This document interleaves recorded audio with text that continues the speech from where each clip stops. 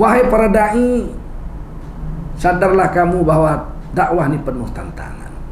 Kamu akan dibilang penghasut, akan dibully sebagai pengkhianat, sebagai penebar kebohongan, sebagai penghina Tuhan mereka, bahkan sebagai pemecah belah persatuan.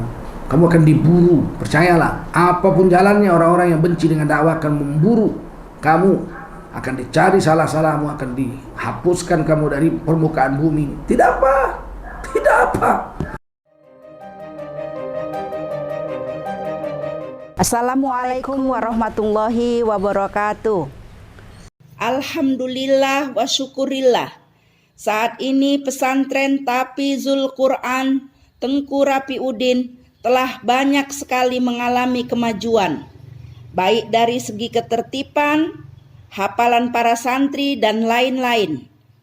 Dan insya Allah dalam waktu dekat ini kita akan menghatamkan 3 orang anak santri kita yang sudah hafal 30 juz. Alhamdulillah. Bapak Ibu sekalian, kami terus mengharapkan bantuan daripada Bapak Ibu, saudara-saudari sekalian untuk terus menyumbang ke pesantren kami, Yayasan Barokah Sumatera Utara. Uang itu akan kami gunakan untuk gaji guru, uang listrik, dan makan-makan anak santri. Juga akan kami gunakan untuk kepentingan Yayasan Barokah Sumatera Utara. Terima kasih Bapak dan Ibu, saudara-saudari sekalian. Jazakumullah khairon kasiron. Terus salurkan bantuan Bapak Ibu dan saudara-saudari sekalian ke Bank Syariah Indonesia nomor rekening 76262627777. Terima kasih. Assalamualaikum warahmatullahi wabarakatuh. A'udzu billahi minasy syaithanir rajim. Bismillahirrahmanirrahim. Wal takum minkum ummatun yad'una ilal khair wa ya'muruna bil ma'rufi wa yanhauna 'anil munkar wa ulaika humul muflihun. Qala Rasulullah sallallahu alaihi wasallam, man kharaja fi talabil ilmi fahuwa fi sabilillahi hatta yarji. Baginda Rasul bersabda, siapa keluar untuk mendapatkan ilmu, orang itu adalah orang yang berjihad fi sabilillah sampai dia kembali ke tempatnya. Mudah-mudahan kita semua mendapatkan pahala jihad dari Allah Subhanahu wa taala. Amin. Shadaqallahul azim wa sadaqa rasuluhun nabiyul karim wa nahnu ala dzalika minasyahidin wasyakirin walhamdulillahi rabbil alamin.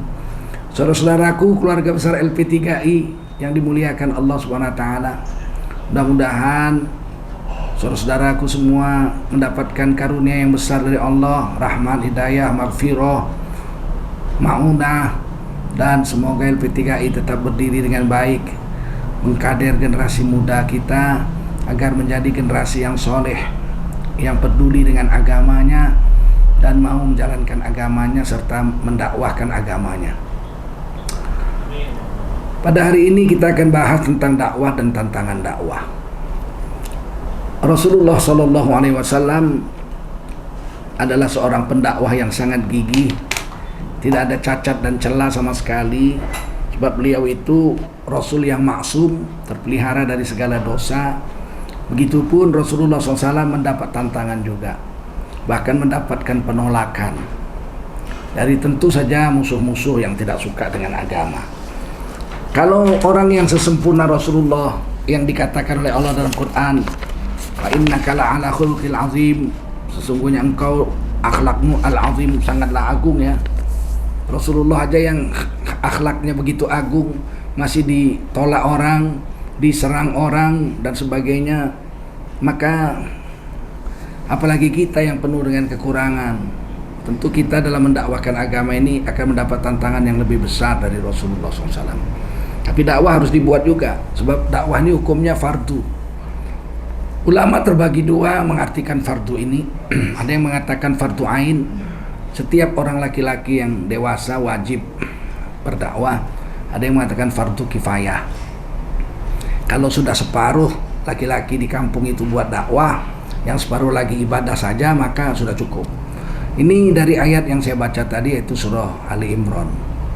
Wal takum minkum ummatun yad'una ilal khair. Wajib ada sekelompok umat di antara kamu. Minnya itu, minkum, minnya itu kata ulama dua artinya. Kalau tidak litaba'id, litabyin.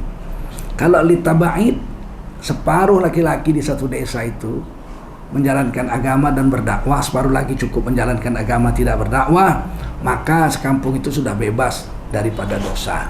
Kewajibannya sudah gugur karena ini fardu kifayah. Sebagian ulama lagi mengatakan minnya itu litabiyin.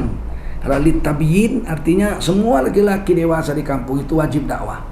Jika mereka meninggalkan dakwah satu orang, maka yang meninggalkan dakwah itu berdosa. Saya, Tengku Zulkarnain, memilih pendapat yang kedua, bahwa minnya itu adalah litabiyin. Setiap laki-laki wajib dakwah. Sebab ada ayat lain yang menekankan itu, yaitu di surah At-Tahrim. Ya ayyuhalladzina amanu qu anfusakum wa ahlikum naro. Hai kamu orang beriman, jagalah dirimu dan keluargamu dari api neraka. Minimal laki-laki Islam itu wajib mendakwakan agama itu untuk dirinya, istri dan anaknya. Dirinya, ku ampusakum, jaga dirimu, wa ahlikum, anak dan istri. Jadi 3 yang mesti didakwah.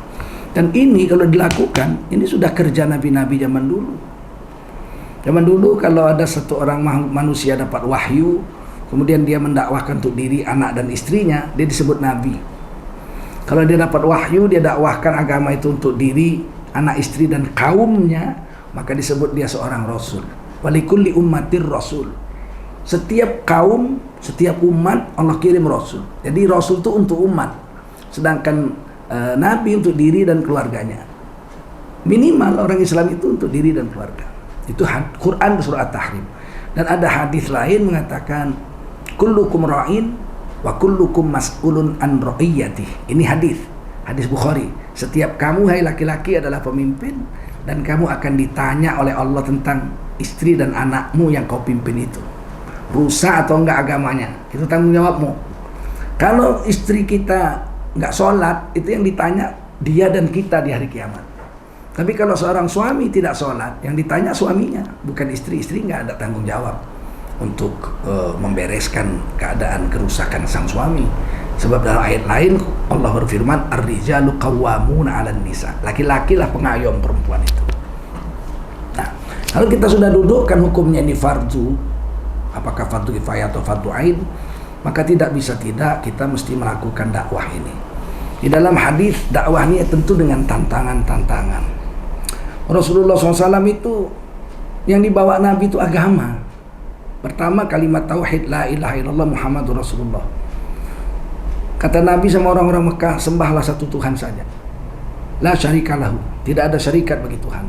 Allah satu-satunya Rabb, sembahan. Selain Allah tidak boleh disembah. Itu Nabi dicaci maki. Dari punya gelar Al-Amin, orang yang terpercaya, dipuja sebagai tokoh yang terpercaya. Bahkan ketika Ka'bah rusak, dindingnya kena banjir, Ka'bah diperbaiki, maka batu Hajar Aswad itu mau dikembalikan ke tempatnya, ke sudutnya itu. Suku-suku Quraisy hampir perang, menentukan siapa yang akan meletakkan batu situ. Semua mau perang. Akhirnya mereka tangguhkan, besok siapa yang nomor 1 tawaf di Ka'bah, dialah yang akan kita angkat sebagai hakim. Tiba-tiba pagi-pagi mereka lihat yang tawaf adalah Nabi Muhammad. Mereka katakan, Al-Amin, orang terpercaya ini yang akan menyelesaikan persoalan kita. Maka diadukanlah persoalan siapa yang berhak meletakkan batu Hajar Aswad ke sudutnya. Jadi mereka meyakini Nabi Muhammad itu terpercaya dan bijaksana jadi hakim. Maka Nabi katakan, beliau buka serbannya, batunya diletakkan di atas serban. Mari semua kepala suku mengangkat serban ini. Semua mengangkat sama-sama.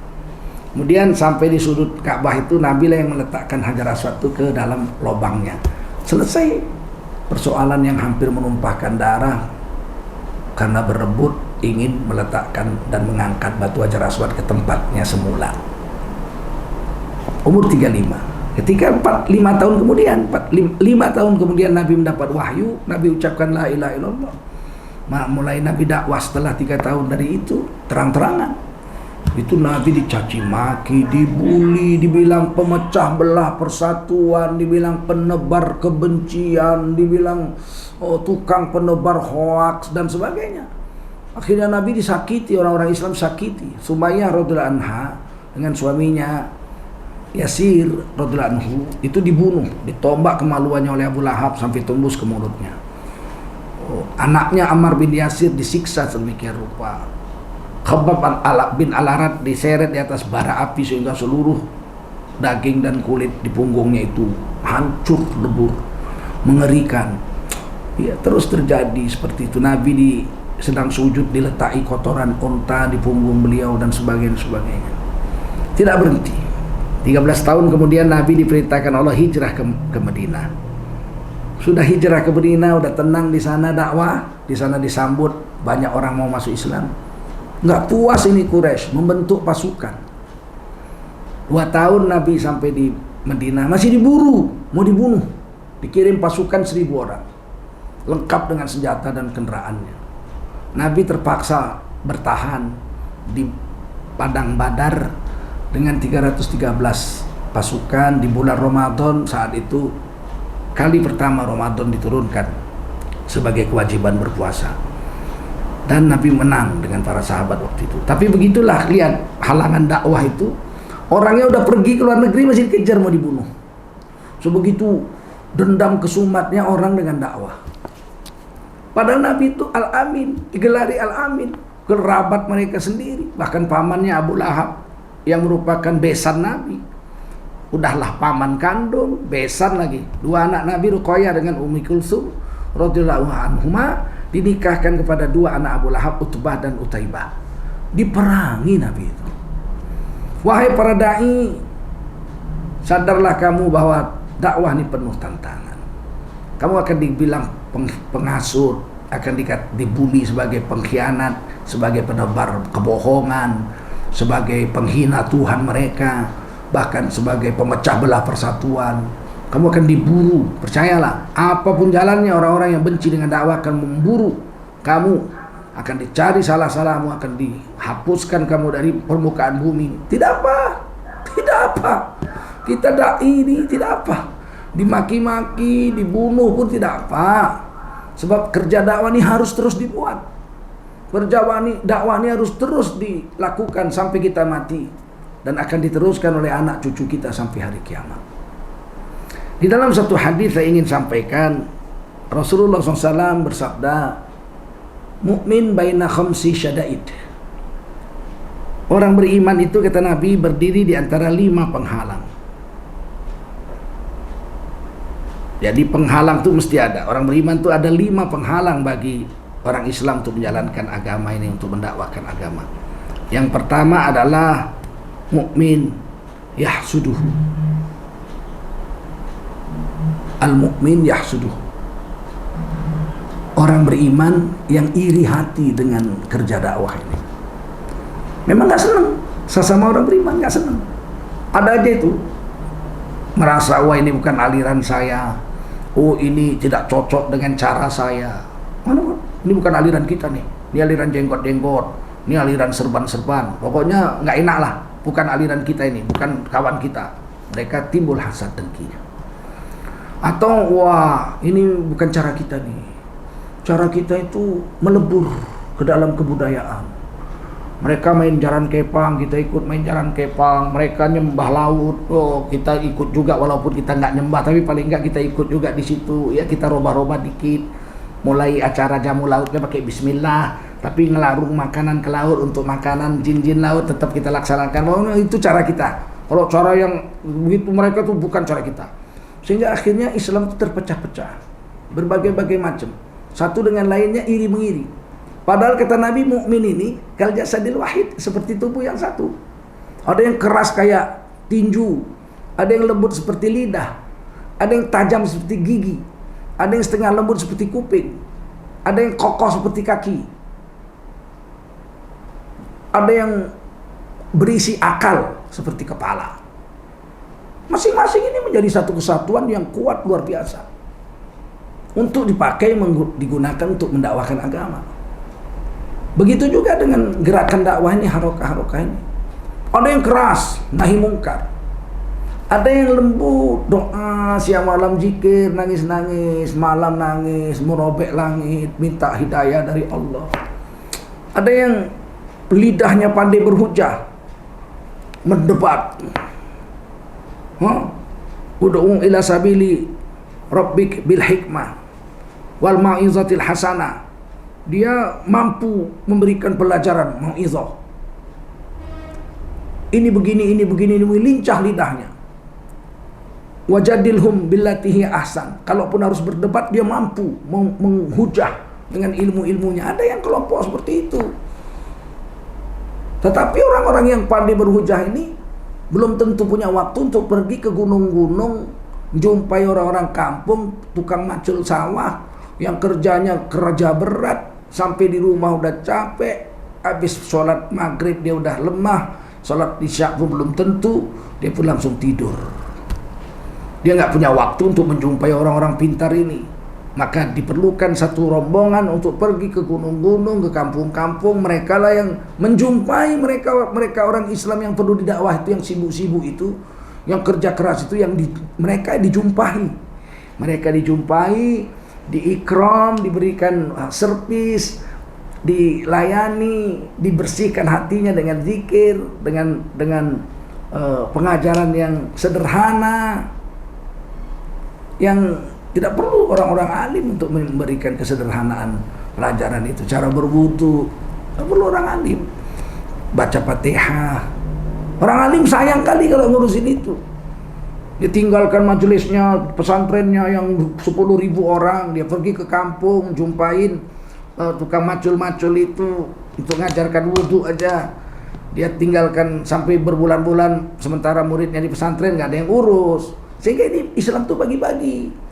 Dia datang cuma ngasih semangat 3 hari, ayo kerja bagus kita ini, kampung kita garap. Dan dia kembali ke pesantrennya, ada yang meneruskan perjalanan dakwah di kampung itu 4 bulan. Seperti tubuh yang satu. Jangan saling mengiri-irian. Begitulah hidup ini. Ada yang hafiz Quran, ada yang ahli zikir, ada yang ahli masak, ada yang ahli bangunan. Datang dia 3 hari ke satu desa, masjidnya bobrok, bocor-bocor. Mereka datang 3 hari, itikaf situ, betulin bocor-bocornya. Karena mereka semua tukang. Bulan depan datang lagi 3 hari, masjid sudah bagus. Mulai dia buat taklim. Ini dakwah seperti ini pun ada yang iri. Saya sendiri pernah mengalami itu. Orang alim mengatakan, saya ini sumur, harus timbalah mendatangi sumur. Masa sumur mendatangi timba? Artinya masa saya orang alim datang kok jumpain orang-orang tuh. Sumur kok bawa air ngasih orang. Harusnya timbal yang datang ngambil air dari saya. Saya tetap tinggal di tempat karena saya ini sumur. Sayangnya Rasulullah tidak pernah mengatakan umatku seperti sumur. Hadisnya kata Nabi, masalul ummati masalul mator. Perumpamaan umatku adalah seperti hujan. Terdiam juga. Kayaknya terdiam. Oh iya ya. Rasulullah katakan umatku seperti hujan. Hujan itulah yang mendatangi lembah, mendatangi gunung, mendatangi laut, mendatangi danau pun disirami hujan juga. Hujanlah yang mendatangi tempat-tempat itu, membawa air. Jadi umat kita, umat Islam ini bukan sumur. Tapi kita ini hujan. Datang, ada hujan tuh yang sekali datang dia hujan, wah beres. Tergenang air cukup untuk nanam padi. Tapi ada yang hujan itu sebentar aja cuma sekedar menghilangkan abu. Seperti itulah umat. Ada yang datang 3 hari sekedar menghilangkan abu. Ada jemaah ulama yang bisa mengubah kampung itu, seperti Wali Songo datang berubah Indonesia itu. Jawa, Wali Songo di Jawa ya, tidak di Sumatera. Jawa berubah dengan Wali Songo. Mereka datang berubah Jawa itu menjadi negeri Islam. Muncul satu kerajaan Demak. Islam bertapak di Pulau Jawa sampai sekarang. Imam Syafi'i juga menceritakan, iman umatku itu ada yang seperti sesendok air. Untuk hausnya sendiri nggak selesai, nggak cukup. Ada yang seperti segelas air, untuk hausnya lepas, tapi haus ahli keluarganya nggak lepas. Ada orang yang manfaat dia itu seperti seceret air. Dia, anak dan istrinya lepas dahaganya, tapi tetangga nggak dapat. Ada orang yang manfaat hidupnya itu seperti sumur. Satu keluarganya bisa makan, minum, mandi, cuci, segala macam di situ. Ada orang yang seperti sebuah danau. Sekampung bisa ngambil manfaat dari dia. Ada yang umpama lautan. Seluruh dunia bisa mengambil manfaat daripadanya. Orang Islam harus seperti itu. Dan halangannya yang pertama adalah iri hati, dengki, hasad yang muncul justru dari orang-orang Islam sendiri. Mereka akan menghalang-halangi orang-orang yang dianggap di luar daripada golongannya. Tidak ada golongan-golongan. Dia keras nahi mungkar, ya ada yang keras di amar ma'ruf, ada yang seimbang amar ma'ruf nahi mungkar, ada yang dengan doa-doa dan zikir-zikir. Jangan anggap enteng dengan doa dan zikir. Sebab Umar bin Khattab masuk Islam karena doa Nabi. Dengan doa Nabi tembus, berilah hidayah salah satu dari dua Umar, Umar bin Hisham Abu Jahal atau Umar bin Khattab. Allah terima. Biarkan kelompok yang dengan doa-doanya ya oke aja.